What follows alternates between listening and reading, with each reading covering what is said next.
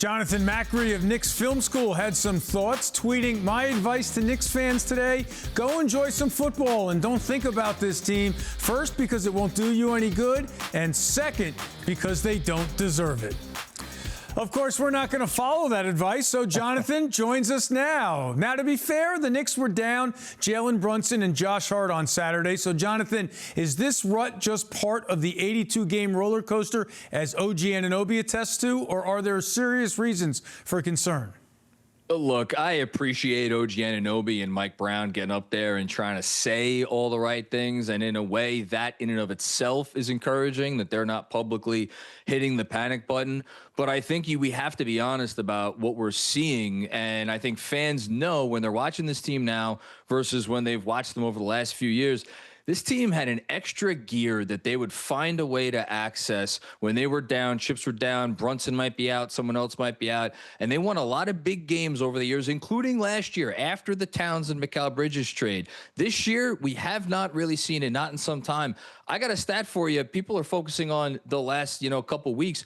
This team has a dead even net rating since December 1st. So we're talking now 7 weeks. That's a long time for a team that is talking contention to be nothing better than mediocre. Yeah, no doubt about that. And defense has been an issue throughout the year, but now the offense is not clicking, as Saturday was the third game in 2026 with the Knicks scoring fewer than 100 points. So, Jonathan, what's the biggest reason for the lack of firepower on offense?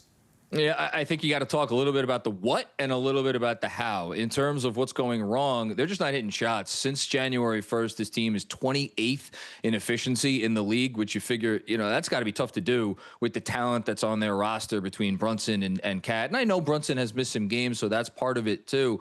But I think the other part of it is the how. And Mike Brown was brought in here to kind of rejigger this offense, make it more of a drive and kick. He talked a lot in the beginning of the year about spray threes, where someone would hit the paint and spray out to someone waiting in the corners or behind the arc somewhere and get a nice, easy look.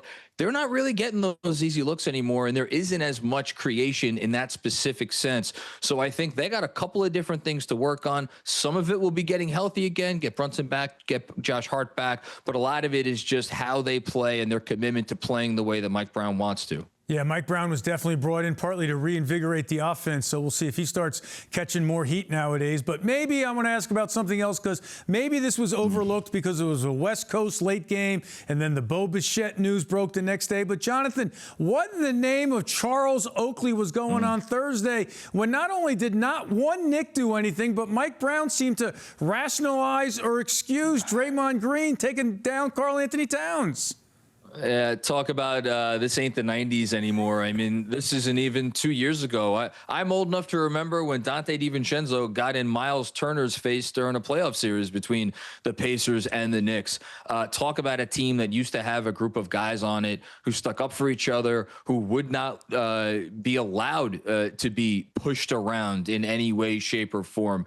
That ethos seems to be gone now. And I get it. These guys are all friends behind the scenes, and they don't, have the on-court maybe competition that we wish that they had. Those of us are a little bit, more old school, like maybe me and you.